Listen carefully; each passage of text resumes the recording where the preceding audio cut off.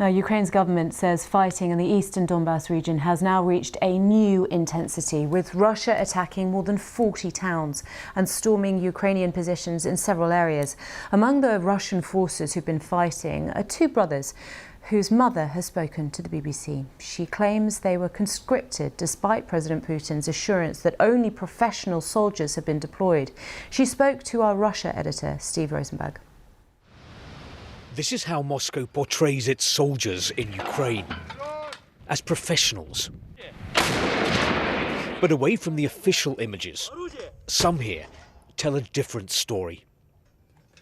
Marina, not her real name, has agreed to tell me her story. Two of her sons are conscripts. The Kremlin promised that conscripts wouldn't be sent to Ukraine, but her sons were deployed close to the border. When Russia invaded, she lost contact with them. For me, time stopped. I couldn't eat, I couldn't drink. I messaged mothers of other conscripts from the same unit. Many of them had lost contact with their children too.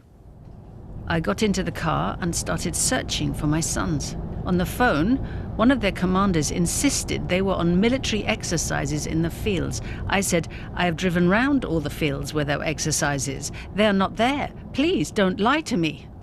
He hung up. Fearing her sons were dead or injured, Marina went to a military hospital.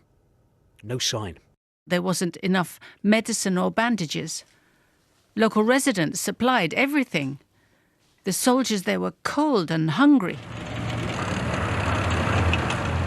Eventually, an admission from the military.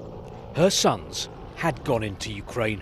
I was told the terrifying news. Your children have signed contracts to be professional soldiers. They are taking part in the special military operation. They will return as heroes. I said, what on earth are you talking about? They had no plans to sign a contract. They've been in the army for 3 months. They've only held a gun once. Prizivnikov нет ни одного. Vladimir Putin had said there wasn't a single Russian conscript in Ukraine. The authorities later backtracked. Marina filed a complaint. It was upheld. Her sons hadn't signed any military contract. They were brought back to Russia. When my younger son came out, I called him and said, Son, I'm coming to get you. Is there anything you need? He said, Mum, I don't need anything. Just you. When I saw him, he looked like a total mess.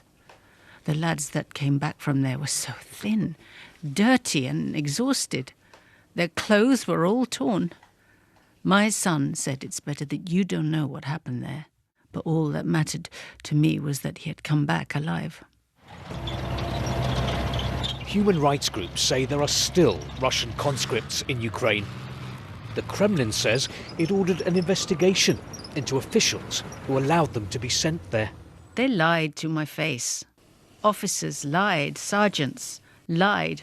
But I'd like to believe that our president, the commander-in-chief, just isn't aware of the mess and chaos in the army.